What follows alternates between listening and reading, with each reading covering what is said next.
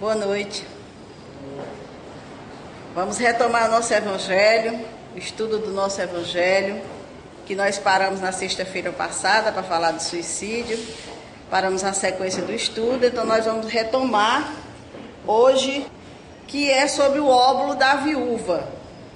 Uma passagem já conhecida de muitos, e talvez até desconhecida de alguns, mas que com certeza, no nosso objetivo aqui é a gente estudar esse ensinamento de forma que a gente possa extrair algo para nós, para o nosso sentimento, para a nossa vivência, para a nossa experiência. Então essa passagem do óbolo da viúva, que se encontra no capítulo 13, é narrada por Marcos, no capítulo 12, no versículo 41 a 44, e por Lucas, no capítulo 21, no versículo 1 a 4.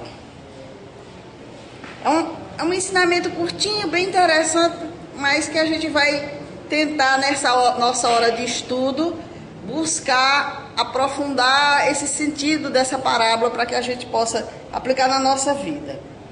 Diz o ensinamento: estando Jesus sentado de frente do gasofilácio, a observar de que modo o povo lançava ali o dinheiro, viu que muitas pessoas ricas o deitavam em abundância. Nisso veio também uma pobre mulher que apenas deitou 2 pequenas moedas no valor de 10 centavos cada uma. Chamando então seus discípulos, disse-lhes: em verdade vos digo que esta pobre viúva deu muito mais do que todos os que aqui antes puseram suas dádivas no gasofilácio. Por isso que todos os outros deram do que lhes abunda, ao passo que ela deu do que lhe faz falta. Deu mesmo tudo o que tinha para seu sustento. Essa é a narrativa de Marcos e de Lucas. Tem 2 palavras nesse ensinamento que talvez algumas pessoas não entendam o sentido, outras já podem saber. Mas é bom a gente esclarecer para a gente não passar adiante sem entender algumas coisas. Que é óbolo, como diz, o óbolo da viúva. O óbolo é uma moeda, é como se fosse a moeda da viúva. Só que é uma moeda da Grécia Antiga e era conhecida como óbolo. Então a moeda da viúva, pequeno valor, e se prestava a donativos, a esmolas, porque não tinha muito valor. É como se fossem os centavos de hoje, da época. E o gasofilácio é um local onde as pessoas depositavam suas esmolas. Em alguns templos religiosos a gente ainda encontra gasofilácio, que são aquelas torres grandes, afuniladas, com corte para se colocar doações, dinheiro. Então, ali estava Jesus, naquele templo, observando as pessoas deitarem dinheiro, ou seja, colocarem dinheiro naqueles gasofilácios, né? As pessoas doando muito, Jesus observando. E estudando essa parábola, eu fiquei pensando, por que Jesus estava no templo com os discípulos observando isso, né? Porque Jesus andava pregando nas praças, andava pregando nos montes, andava fazendo o trabalho dele. Por que ele estaria ali naquele templo, observando as pessoas colocar dinheiro no gasofilácio? Observando as pessoas que estavam doando mais. Pesquisando nas obras disponíveis para o nosso estudo, nós encontramos o mestre da educação, Vinícius, o autor, na mensagem Mestre e Salvador, uma informação que eu achei bem interessante. Ele diz o seguinte: o mestre não fornece instrução, mostra como ela é obtida. Mestre é aquele que educa, e educar é apelar para os poderes do Espírito. Mediante esses poderes é que o discípulo analisa, discerne, assimila e aprende. Aí eu entendi o que Jesus estava fazendo ali na frente do gasofilácio, observando as pessoas colocarem dinheiro. Jesus tinha levado os discípulos ali para observarem aquelas cenas, e a partir do que eles, os discípulos, observassem, ele passar o ensinamento. Porque, como bem diz o Vinícius aqui, o mestre não fornece instrução, mostra como ela é obtida. Então, os próprios discípulos iam observar a cena, iam fazer os comentários deles, iam querer saber o porquê daquilo, e Jesus, aproveitando aquele momento, ia passar. Era um educador, era um mestre, como ele disse, que se aceitava como mestre, porque pensava nos seus discípulos. E aí ele sabia que naquela época o templo estava cheio de gente, era época de Páscoa, então estava todo mundo lá fazendo as suas doações. E aí o que ele faz? Leva os discípulos, senta em frente ao gasofilácio, que era o centro das atenções de todo mundo, onde ia colocar dinheiro, e deixa os discípulos à vontade, observando a cena. Uma informação que eu coletei também, que diz o seguinte, que Jesus olhava para a multidão e observava a reação dos discípulos. Então, como os discípulos estavam todos ali, acho que num ambiente não muito comum a eles, eles estavam observando aquela movimentação e Jesus observando como eles estavam se comportando. Jesus estava observando as reações. Os discípulos se arregalavam os olhos quando viam o tanto que as pessoas estavam doando, né? Quando um ricaço ruidosamente despejava sua bolsa cheia de moedas dentro do gasofilácio, causando um tilintar que trazia alegria aos corações dos sacerdotes que serviam no templo. Os discípulos eram pescadores, eram pessoas simples, não tinham dinheiro. E viam um rico chegar a despejar um saco de moeda assim dentro do gasofilácio, eles ficavam aberrantes, né, a situação. Essas pessoas, elas exibiam de tal forma que elas trocavam o dinheiro que ia doar por moedas, porque essas moedas eram de cobre, e faziam barulho. Então aquilo era como um chamariz para a atenção das pessoas. Sacudia aquele saco, jogava e todo mundo se virava e via quantas moedas está doando, né? Então era um ambiente muito bom para passar um aprendizado. Então, diante daquela situação em que os discípulos estavam ali atentos àquelas cenas, Jesus diz para eles: em verdade vos digo. Quando a gente lê o Evangelho, em vários pontos, a gente vai encontrar Jesus dizendo: em verdade vos digo. E o Vinícius, dessa obra, na Escola do Mestre, ele diz que Jesus costumava preceder as sentenças graves que proferia com essa expressão. Quando era algo que ele queria realmente deixar muito fixado nas pessoas, chamar bastante atenção, ele dizia: em verdade vos digo. Porque esse em verdade vos digo, que ele disse para os discípulos, queria dizer que na balança da excelsa justiça, o que pesou não foi o ouro que os ricos deitaram no gasofilácio, não. O que pesou foi o ouro que retiveram em seu poder. Então veja bem, o rico chegava lá, dava um absurdo. Para a contabilidade divina aquilo não significava nada. Porque quanto ele reteve sem doar? Então, para a contabilidade divina pesava o que ele reteve, não o que ele doou.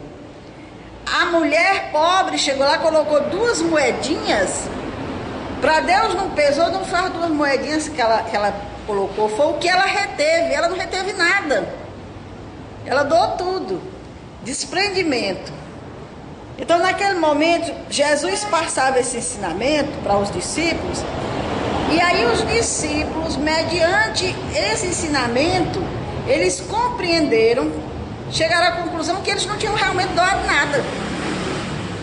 Foram os próprios discípulos que concluíram. Aí estava o mestre colocando os discípulos para pensarem, questionarem, chegaram a um consenso, e eles chegaram a esse consenso. Então, eles não doaram nada, eles reteram muito, não doaram nada.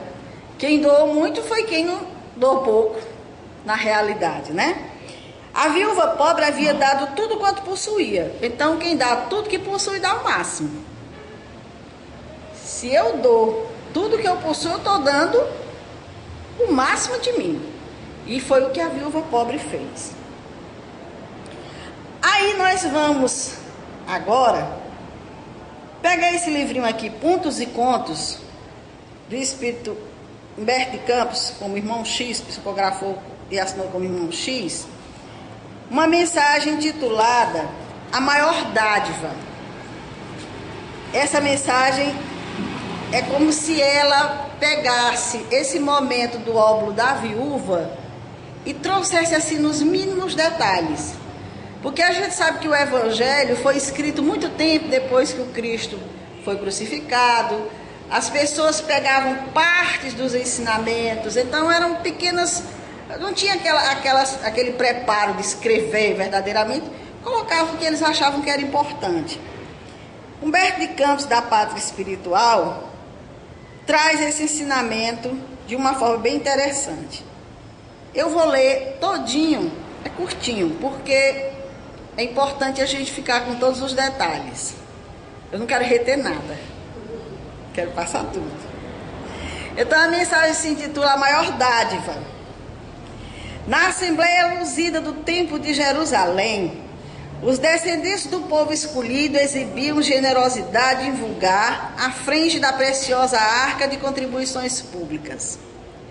Todos traziam algum tributo de consideração ao Santo dos Santos, cada qual mostrando a liberalidade da fé. Vestes de linho e valiosas peles, enfeites dourados e aromas indefiníveis impunham ali deliciosas impressões aos sentidos. Mas eram pessoas muito importantes, vestidas de linho, cobertas de valiosas peles, enfeites, aromas. Eles traziam de tudo para doar. Os fariseus, sobretudo, demonstravam apurado zelo no culto externo, destacando-se pela beleza das túnicas e pelos ricos presentes ao santuário. Jesus e alguns discípulos de passagem acompanhavam as manifestações populares com justificado interesse.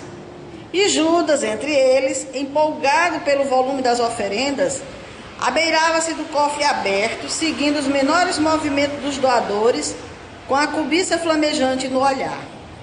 Então Judas aqui, Humberto de Campos já mostra como alguém já interessado no dinheiro.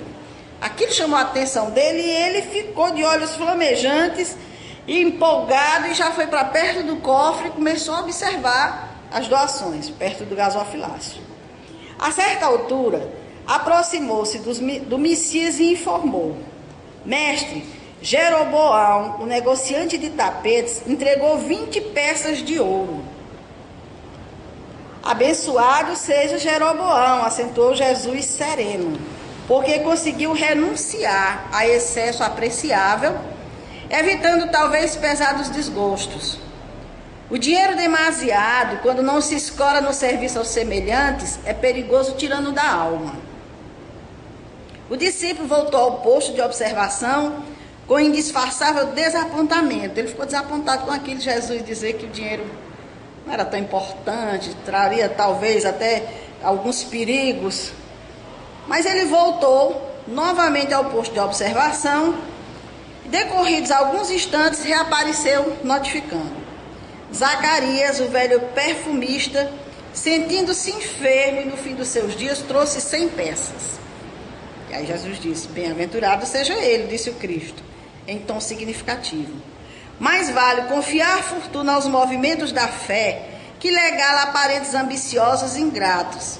Zacarias prestou incalculável benefício a ele mesmo. Nós vamos voltar nesses itens daqui a pouco para a gente discutir. Judas tornou de modo próprio a fiscalização para comunicar logo após ao grupo galileu: a viúva de Cã, o mercador de cavalos, que faleceu recentemente, acaba de entregar todo o dinheiro que recebeu dos romanos pela venda de grande partida de animais. E baixando o tom de voz, contemplava cauteloso o apontamento. Dizem por aí que alguns centuriões planejavam roubar-lhe os bens. Então, antes que fossem roubados, ela preferiu doar.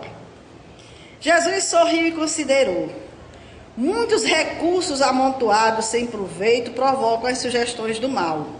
Feliz dela que soube preservar-se contra os malfeitores.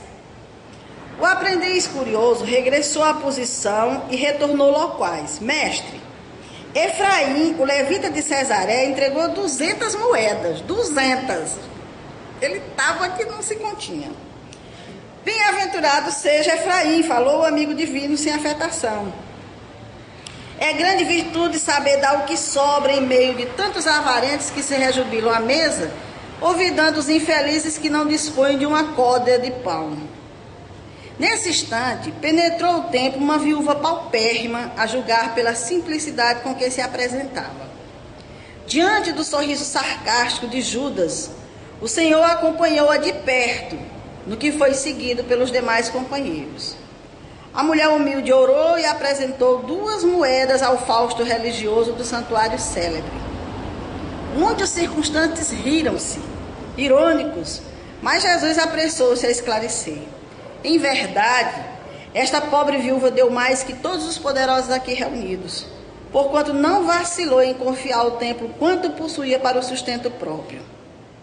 A observação caridosa e bela congelou a crítica reinante. Pouco a pouco, o recinto enorme tornou a calma. Israelitas nobres e sem nomes abandonaram rumorosamente o domicílio da fé. Jesus e os apóstolos foram os derradeiros na retirada.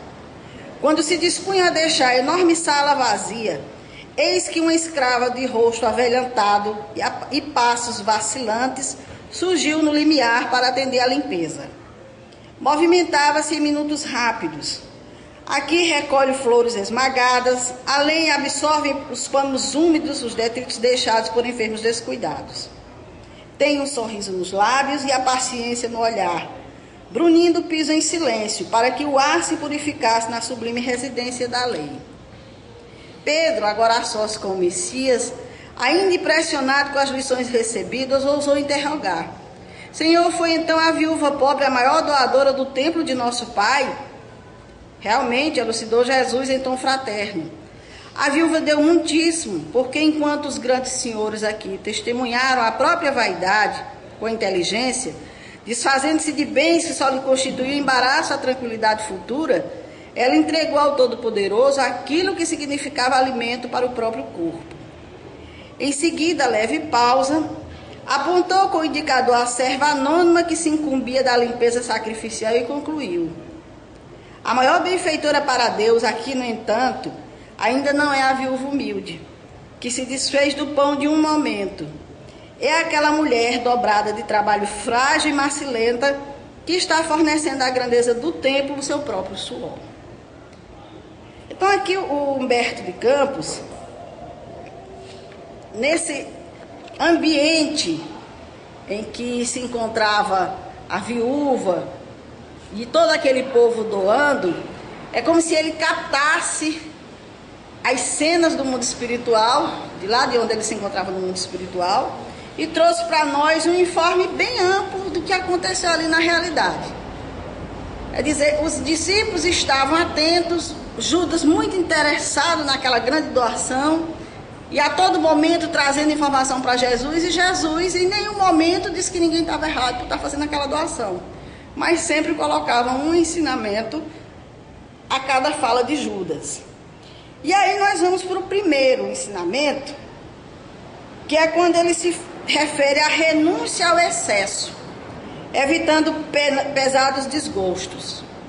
Quando ele fala que o dinheiro demasiado, quando não se escora no serviço ao semelhante, é perigoso, tirando da alma. Então Jesus aqui passa uma lição falando desse excesso, que muitas vezes a gente trabalha para se preencher de mais dinheiro, e mais dinheiro, e mais dinheiro, e excessos para quê? Quantas vezes essa riqueza vai trazer tantos desgostos, tantas insatisfações, tantos problemas? A gente às vezes, na nossa vida simples, a gente lutou com tanta dificuldade, deu valor a tantas coisas, aí conquistou tanto, teve tanto, e passou para os filhos aquilo que a gente não... Eles não sabem o significado, não sabem o valor, e daqui a pouco os pais estão envoltos em desgosto por conta daquela riqueza, de que valeu a pena, e tantas outras situações, né? Então Jesus diz que quando o dinheiro é demasiado e não se escora no serviço ao semelhante, é perigoso, tirando da alma.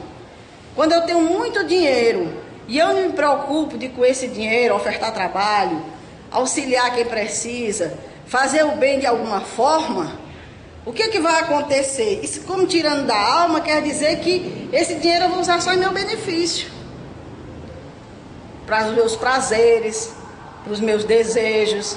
E isso, os vícios, são tiranos da alma. Então, cada vez mais eu vou me comprometendo diante da lei. Outro ensinamento que podemos colher nesse ensinamento que Humberto de Campos nos trouxe, quando ele diz: mais vale confiar fortuna aos movimentos da fé que levá-la a parentes ambiciosos e ingratos. Incalculável benefício a si mesmo ele trouxe. Aí eu parei nesse movimentos da fé. Será que Jesus queria dizer que a gente tem que dar o dinheiro da gente para o templo, para a igreja? Será que é isso? Porque tem muitas religiões que entendem assim. Você tem que dar uma parte do que você trabalha. Não é você quer, não. Você tem que dar. E estabelecer até valores, né? Cotas, 10% do que você ganha, vamos dizer assim. Mas aí, será que Jesus estava querendo dizer era isso quando ele falava de movimentos da fé? Porque veja bem, a fé, o Evangelho nos diz que é a mãe da esperança e da caridade. Então, movimentos de fé são movimentos que semeiam esperança e que distribuem e que têm caridade. A gente pode encontrar esses movimentos em vários setores da sociedade.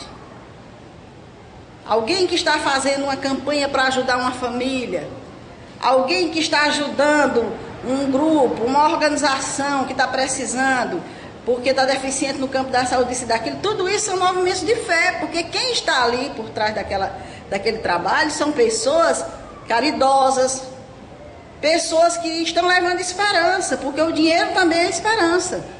Para muita gente que está ali precisando de um remédio, que está precisando de um alimento, que está precisando de qualquer coisa, quando chega, é um alívio. Então, esse confiar fortuna aos movimentos da fé, eu entendi como sendo distribuindo mais o que tem com quem precisa. E se você não sabe a quem, existem várias instituições que você pode procurar para ajudar, que você pode beneficiar, tirando um pouco de si e auxiliando. Não necessariamente um tempo, porque veja bem, a nossa casa, nós temos a instituição espírita. É claro que essa casa precisa para funcionar de limpeza, de água, de luz, de algumas coisas e tudo, e isso é dinheiro. Nós não temos nenhuma atividade que traga dinheiro. Mas isso também não quer dizer que nós vamos cobrar do nosso público frequentador. Essa casa segue o lema: dai de graça o que de graça recebeste, que é o que o movimento espírita trabalha. Agora, não impede que se faça campanhas, que se faça bazar, que se faça alguma coisa, que se tenha algum sócio, alguma coisa para manter. Mas nada do que fuja disso. A gente não vai aqui estar trabalhando direto, convocando todo mundo para trabalhar, para arrecadar dinheiro para casa, dinheiro para cá, para quê? Para que a casa quer dinheiro? É um perigo, é um risco. Agora, gente, nosso banheiro está arrasado, precisamos ajudar. Bora fazer um movimento, bora organizar, bora fazer um chá, bora fazer alguma coisa. Aí a gente se reúne, consegue aquele dinheiro para isso. Mas as doações que possam chegar têm que ser encaminhadas para quem precisa. Não é ficar guardada na casa. O exemplo é Chico Xavier. Chico Xavier não guardava nada, ele recebia demais. Roupas, alimentos, tudo. Nada disso ele retinha para si. Se a gente for hoje visitar o grupo Espírita da Prece, os lugares onde Chico Xavier trabalhava, humilde demais. A residência também. Porque nada do que ele recebia de auxílio era para ele. Então Jesus aqui, quando fala desse incalculável benefício a si mesmo, é que muitas vezes a pessoa guarda tanto e quando morre a família vai entrar numa disputa, numa briga. E aí ele não vai ter sossego do lado de lá, porque vai ver as pessoas gastando o que ele não tinha coragem de gastar, né? Acabando com tudo. E volta e meia a gente vê na mesa mediúnica os espíritos dizendo: estão acabando com tudo que é meu. Eles vêm reclamar, vêm agoniados. Como é que pode? Estão invadindo minhas coisas, estão pegando tudo que é meu, porque não se desprenderam. Então, no mundo espiritual ainda sofrendo por conta do que está acontecendo. E muitas vezes, como ele diz aqui, ambiciosos e ingratos que só esperam a hora da pessoa ir, quando muitos deles até facilitam para ir logo, para tomar logo posse desse dinheiro. Então Jesus fala sobre isso. Fala também sobre os recursos amoedados sem proveito que provocam as sugestões do mal. Preservar-se contra malfeitores. Veja bem, como é que nós estamos hoje? A gente não pode ter uma casinha melhor, a gente não pode ter um carrinho melhor. Se aparentar muita coisa, já está sendo visado. Quando menos espera, os malfeitores, como diz Jesus, estão querendo se apoderar das coisas das pessoas. Invadem casa, tomam carro, matam as pessoas e tudo. Então, quando ele fala em recursos amoedados sem proveito, é que quando a pessoa tem demais, extrapola demais, chama a atenção. Ter uma vida equilibrada, regrada, segurança, isso é de direito, nós temos que buscar. Nós não podemos viver à sombra de ninguém, nós precisamos trabalhar. E outro ensinamento, é grande virtude dar o que sobra. Muitos avarentos se rejubilam à mesa esquecendo os infelizes sem pão. Então tem gente que tem demais, tem que sobra e não tem coragem de dar nada para ninguém. Se ele faz um banquete, ele faz para os amigos. Se ele faz uma festa, ele faz para esbanjar e mostrar que tem. E nada daquilo ali que sobra, porque a pessoa, se a gente for gastar hoje, se todo dia nos derem 10 mil reais para gastar e disserem assim, Dora, estou te dando 10 mil reais hoje, 7 horas da manhã, 7 horas da noite, tu tem que gastar esse dinheiro todinho. É claro que eu vou gastar ele todinho, porque eu estou precisando de tanta coisa que eu vou sair comprando tudo que eu preciso. Pronto, gastei. Aí amanhã de manhã você chega e diz, toma mais 10, 7 horas você tem que... Aí eu corro para gastar. Vai chegar um momento que eu vou me aperrear. Mas eu vou comprar o quê? Eu vou gastar com o quê? Porque é dinheiro demais, toda hora eu tenho que comprar. Então eu vou ter que arranjar formas de esbanjar isso aí. Eu vou ter que esbanjar mesmo, porque aí eu vou ter que chamar mais gente para gastar comigo, não sei o quê. Então Jesus disse que é justamente isso. Quando sobra e a pessoa esquece que tem gente com necessidade e vai se rejubilar, isso é um peso muito grande para o espírito, que ele não tem noção. Então, dentro desse ensinamento, nós podemos ver que a viúva, que não tinha nada e deu 2 moedinhas ali, ela tinha um sentimento muito grande de amor ao próximo. Ela queria ajudar, nem que não tivesse, mas o que ela tinha, eu não posso ajudar, eu não tenho nada, mas agora eu tenho essas 2 moedinhas, eu vou dar essas 2 moedinhas. Ao passo que os outros, mas mesmo assim, Jesus considerou como benfeitora a serva que doou o próprio suor. O que ele quer dizer com isso? O que a gente pode entender com isso? Por que foi mais valioso do que o dinheiro? Ela falou de coração, né? Ela fez para a simplicidade e agora quem quer salvar não foi. Mesmo na época de hoje, na atualidade, as oferendas que o rico faz naquela época, faça hoje, você tem muito dinheiro para esbanjar. E chegava lá, colocava só o guarda da viúva e chamava ele de miserável. Ele estava me ajudando porque ele tinha condição de ajudar. Ela deu de acordo com a condição dela, um pouquinho. Eu estou achando essa palavra aí muito pesada para o Cristo ter feito tanta colocação a respeito disso, até de observar quem colocava, o que ele chama de colocar. É porque o ensinamento que Jesus queria passar, veja bem, Jesus como educador, se era dele chegar para os apóstolos e dizer, olha, o dinheiro, isso, aquilo, ele levou para um ambiente onde eles pudessem observar e a partir dali surgirem as discussões. Então, veja bem, nós estamos trazendo o entendimento desse ensinamento para a gente entender o verdadeiro sentido. Na verdade, Jesus não estava preocupado com quem estava dando mais ou quem estava dando menos, não. O que ele queria era extrair dali um ensinamento para os apóstolos, que eles entendessem. E ficava mais fácil para eles entender mediante uma cena que eles estavam presenciando. Então aquilo ali é como se fosse uma figuração. Jesus utilizou aquilo como um teatro para que eles vissem aquilo ali e tirassem as suas conclusões.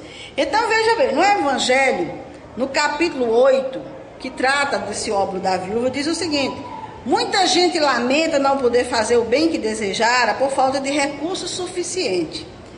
E muitos dizem que se possuíssem riquezas, poderiam fazer boa aplicação, poderiam doar mais. Tem muita gente que diz isso, eu não ajudo mais porque eu não tenho... Se eu ganhasse na loteria, tem gente que faz até promessa para ganhar, se eu ganhar eu dou tanto para tal instituição. Eu faço isso e aquilo como se amarrando, como se os espíritos fossem liberar pensando em ganhar esse dinheiro para a instituição, que não tem nada a ver, mas tem gente que pensa assim. Então o ponto sublimado da caridade, nesse caso que Jesus estava observando, estaria em procurar ele no seu trabalho, pelo emprego de suas forças, de sua inteligência, de seus talentos, os recursos de que carece para realizar seus generosos propósitos. Aquela escrava, ela dava o trabalho dela, ela dava o suor dela, nem as moedas ela tinha para dar, mas ela ia lá trabalhar. Então o que Jesus quer nos dizer com isso é que a gente não tem que se preocupar tanto em moedas, em dinheiro, em doações materiais, não. É melhor que a gente doe de nós mesmos, da nossa caridade, daquilo que nós temos, que é nosso, não é do que nós detemos, porque riqueza, dinheiro, isso nós detemos. Agora, o que nós temos, aí é o que nós vamos ver, o que é que nós temos. Então, todo aquele que deseja sinceramente ser útil a seus irmãos, 1000 ocasiões encontrará de realizar o seu desejo. Procure-as, e elas se lhe depararão. Se não for de um modo, será de outro. Porque ninguém há que no pleno gozo de suas faculdades não possa prestar um serviço qualquer, prodigalizar um consolo, minorar um sofrimento físico ou moral ou fazer um esforço útil. Então ninguém pode dizer, eu não posso ajudar, eu não tenho com que ajudar. Nós temos. Basta que a gente se disponha. Pequenos gestos que a gente possa fazer já é um auxílio muito grande. Então Emmanuel, no livro Fonte Viva, nessa mensagem Esmolas, ele diz o seguinte para a nossa reflexão: que temos de nós próprios para dar? Não é pensar o que eu estou no bolso, não. O que eu tenho de nós próprios para dar? Eu posso dar do meu tempo, eu posso dar do meu ouvido, eu posso dar da minha tolerância, né? Eu posso dar do meu sorriso. O que eu tenho para dar? Que espécie de emoção estamos comunicando aos outros? O que eu deixo por onde eu ando? Quando eu saio, como é que as pessoas se sentem? Essas pessoas se sentem bem porque eu passei por aí ou se sentem mal porque eu passei por ali? E não querem mais nem nos ver, nem nos encontrar. Vixe, lá vem Dora, deixa eu ir por ali. Não me sinto bem. Então, o que nós estamos, que espécie de emoção nós estamos comunicando aos outros? Quais as reações que nós provocamos no próximo? Que distribuímos com os nossos companheiros de luta diária? Essas são as reflexões que nós devemos fazer. O que a gente quer oferecer não necessariamente seja somente um bem material. Não. É isso, né? O bem material vai chegar numa hora em que vai ser muito bem-vindo. Mas acompanhado dele... Às vezes até você está com um problema, você não pode ajudar fulano, eu não vejo mais. Às vezes até o apoio moral, até a pessoa saber que tem alguém ali que está torcendo para que dá certo. Com certeza. É consolo. E também eu acho, Jesus, que a questão das moedas, isso não está olhando para quem está consertando materialmente. Ele, como você falou, ele levava um episódio da vida normal. Ele tirava o ensinamento. Sim. Ele não estava observando o que se doava materialmente, ele estava observando como as pessoas se comportavam, o que passava no coração de cada pessoa, no pensamento, no espírito, na alma, até num pequeno gesto daquele. Porque, na verdade, eu acredito também que, se eu estiver errado, me corrija, que eles também, naquela época, eles achavam que quando podia até comprar um pouco para os sacerdotes, as pessoas escolhidas, que se agradassem mais a eles, eles seriam como se eles estivessem acima de quem, quando às vezes eles davam por muito, porque como o pensamento deles era com alguma coisa divina, o sacerdote era escolhido por Deus, aquelas coisas. E, se tiver errado, você pode corrigir, era aprender. E no caso da viúva, né, ela já me fez falta, porque aquilo ali já era uma menina, aquela mulher. E o caso também que pagava com o próprio serviço, certamente eu que penso que fica a lição disso, que não necessariamente seja somente bem material, que nós temos a oferecer à pessoa. Perfeito. E que Cristo levou ali não para mostrar o bem material, mas para ver o comportamento de cada pessoa, o que se passa no espírito, na alma. Muito bem dito, Daluz. E só quero ressalvar o seguinte, que ainda nos dias de hoje, tem pessoas que esperam receber da divindade de retorno aquilo que dão, né? Esperam receber de um médium, de um guia espiritual, de alguma coisa, algo, e cultuam muitas vezes aquela pessoa com presentes, com isso, com aquilo, esperando receber algo em troca. Então isso ainda existe, o gasofilácio ainda está por aí, ainda tem gente deitando moedas. Então, continuando a reflexão de Emmanuel, ele pergunta: qual é o estoque de nossos sentimentos? Nós temos sentimentos bons suficientes para distribuir com quem cruza o nosso caminho, ou é só para A ou B? É pouquinho o nosso sentimento? E que tipo de vibrações espalhamos? Porque a gente sabe que o pensamento é uma vibração. A gente pensa no bem, no positivo, no melhor, ou a gente pensa negativo, espalha a vibração negativa, porque tem gente que desestrutura outro com uma palavra. Com certeza, o estoque de sentimento dessa pessoa está vazio. É muito mais necessitado do que aquela pessoa que recebeu aquela ação negativa. Então, Joana de Ângeles, na obra Alegria de Viver, ela diz que simbolicamente o óbolo da viúva tem larga aplicação no constante labor de quem deseja ser útil. Simbolicamente. Esse óbolo tem larga aplicação. Não apenas a moeda representativa para a aquisição do pão ou do vestuário, do medicamento ou do teto, mas também o gesto sacrificial, sem preço, raramente oferecido, assim como a palavra oportuna quando a circunstância é difícil. Então, esse óbolo da viúva, nós estamos oferecendo óbolo a todo momento, do nosso tempo, da nossa dedicação, porque o vestuário, o alimento, isso aí vai suprir, mas muitas vezes a gente vai deixar aquele mundo de coisa e a pessoa vai ficar ainda carente daquilo que a gente não conseguiu dar de si. E aí ela diz: da mesma forma, o perdão silencioso à ofensa intempestiva, ou a compreensão fraternal quando ocorra lamentável incidente. A gente conseguir perdoar as pessoas diante de situações que acontecem, situações não muito boas, agravantes, que a gente não se sinta bem, e compreender, a compreensão fraternal, compreender o momento daquela pessoa que de repente não está num momento muito bom. Se a gente for dar um tempo, for esperar, e depois for saber que aquela pessoa estava vivenciando processos difíceis e não sabia como se comportar, e até por confiança chegou e extravasou na gente, e a gente diz: mas foi o que eu fiz, né? E a gente sai se sentindo mal com aquilo. Perdoar silenciosamente, porque, como ela diz, o silêncio digno, quando a oferta provoca reações infelizes ou a confiança no êxito, mesmo que os fatores pessimistas pareçam predominar, mesmo que a gente perceba que a criatura fez aquilo porque realmente queria nos agredir, queria nos ferir, é uma pessoa, mesmo que seja uma coisa que esse fator pessimista permaneça, vamos persistir no silêncio do perdão, vamos tentar entender o momento dessa criatura fraternalmente. Não é fácil, a gente sabe disso, mas justamente porque não é fácil é que tem um valor maior. É justamente essa é a moeda do óbolo da viúva, é aquilo que é difícil para a gente fazer. Porque o que é fácil é a nossa sacola de moeda que a gente está jogando lá. O difícil, as duas moedinhas que a gente está tirando do que não tinha, é justamente aquela situação que a gente está ali lutando para vencer, para perdoar, para compreender. Esse aqui é o óbolo difícil, que, como diz Joana, simbolicamente nós ainda estamos aí a realizar. E aí ela diz: há doações valiosas e ricas que transitam pelas mãos do mundo sem que se solucionem os problemas daqueles a quem são dirigidas. Não obstante, a dádiva de amor logra abençoar as vidas, enriquecendo-as de esperança e de harmonia. Então, muitas vezes, carrada de dinheiro não vai solucionar os problemas daqueles a quem são dirigidos. O amor seria mais tocante, o amor seria mais reconfortante.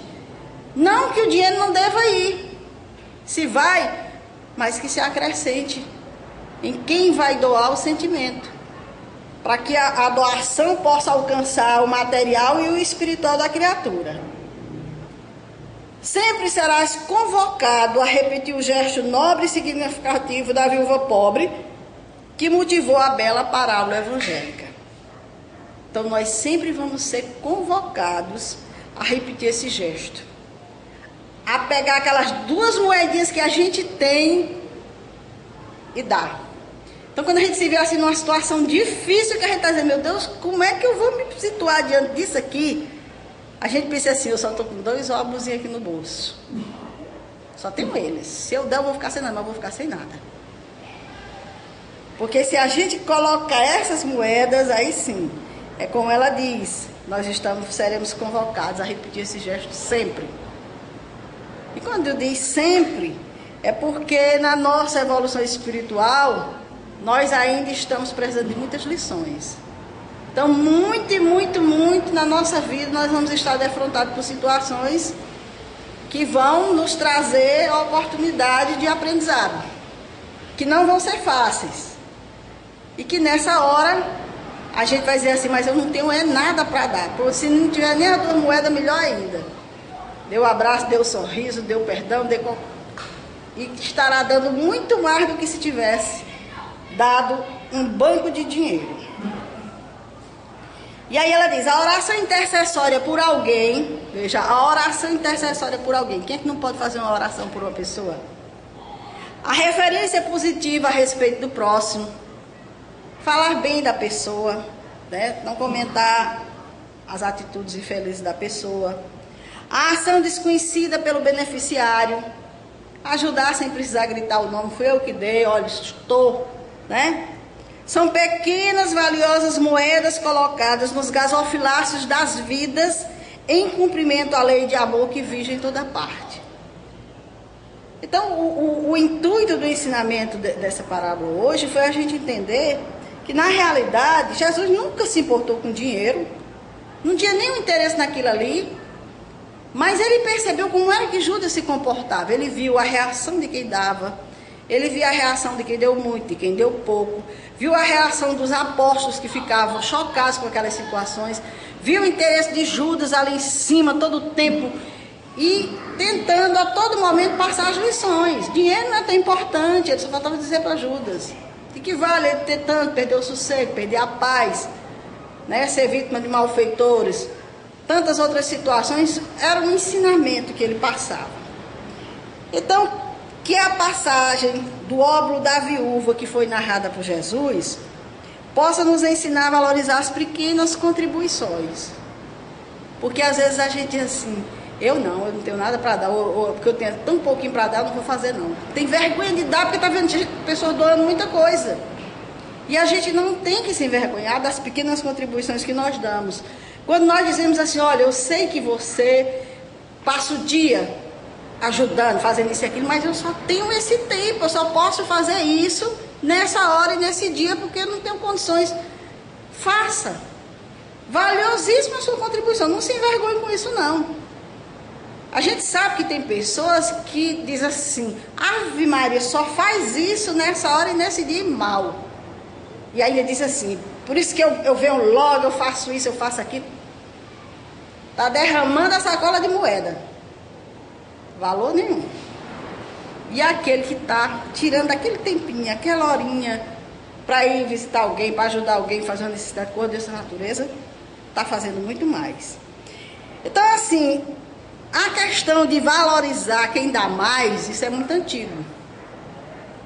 Em qualquer lugar, quem doa mais é mais bem visto, não é isso? Ah, não, fulano de tal é o doador número 1 daqui. Às vezes se diz isso, porque nós valorizamos muitas coisas materiais.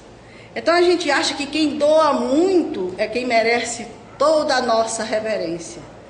E não valoriza aquele que não dá porque não tem, ou que dá um pouquinho do que tem, mas que está lá fazendo a sua parte, que muitas vezes não está doando, mas está suando lá, levando o seu suorzinho, fazendo o seu serviçozinho simples, humilde.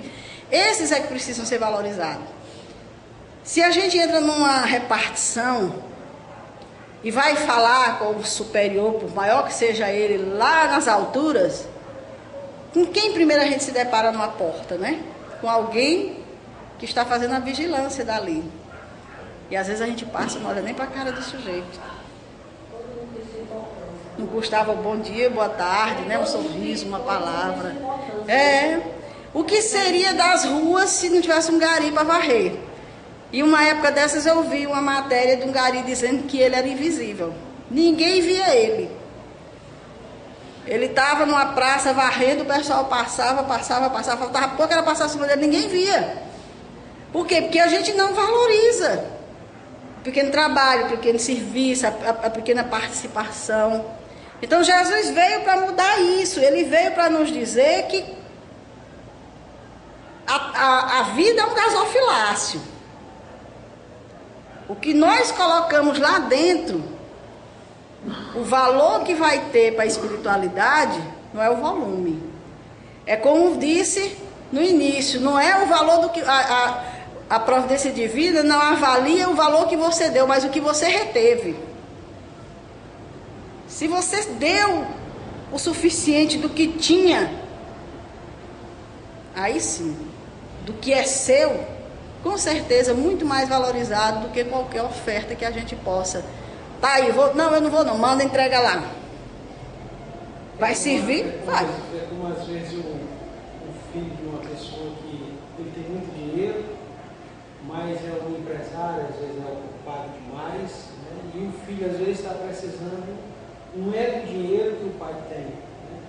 Mas está precisando da atenção dos pais, para que eles possam exatamente adquirir aqueles fundamentos da vida do cotidiano. E às vezes o pai humilde, que não tem o dinheiro, não tem recurso para aquele ensinamento, mas aí ele passa aqueles valores, né? Está passando aquela necessidade. Você vê, nós estamos cheios desses exemplos de pessoas humildes e que às vezes elas conseguem os seus objetivos na vida porque viram os pais numa luta, não tendo o alimento no dia, não tem um dinheiro com transporte, e tu diz, poxa meu Deus, eu vou conseguir um dia meus objetivos. E às vezes o rico, que tem todas aquelas condições, é como você falou, aí acumula as fortunas, aí na hora só vai dar briga, confusão, como diz o ensinamento, né? Às vezes aquele pequeno gesto daquela moça que estava ali, né, foi que chamou a atenção, porque ela deu só 2 moedas, né? Sim. Mas ela deu a sua doação, a sua capacidade que ela tinha, era aquilo. E aquilo foi o que significou. Perfeito. Então, às vezes não é o dinheiro que vai resolver. Então, você vê, às vezes, nas igrejas, igrejas, as pessoas fazem campanha mais para dinheiro, mas quer chegar onde, né? Perfeitamente. Tem que chegar a levar. Deus precisa desse dinheiro. E ainda diz assim, você está retribuindo o que você ganhou de Deus. Por que eu tenho que retribuir para a instituição? Deus vem buscar esse dinheiro? Não vem. Distribua com aqueles que precisam. Aí sim, esse vai chegar a Deus, com certeza. Mas olha, vejam bem, o sentido da parábola é amplo. Veja que chegou ao final e ele já aqui despertou para o lado da família, né? Ensinamento para os pais, para os filhos. Então, os ensinamentos de Jesus são dessa forma, é para a gente ir procurando sentido naquilo que ele disse. Não é só aquela cena fria do gasofilácio, da boia, disso, daquilo, não. Tem que ter um sentido muito maior, porque ele não viveria essa experiência entre nós para deixar coisas sem significado, né? Então, graças a Deus, nós estamos chegando lá. Adorei a participação de vocês, mas chegou o nosso horário, vamos encerrar o nosso trabalho, fazer a prece final, para passar para o trabalho do passe. Se Deus quiser, na próxima sexta-feira a gente continua com o nosso estudo do Evangelho. Boa noite.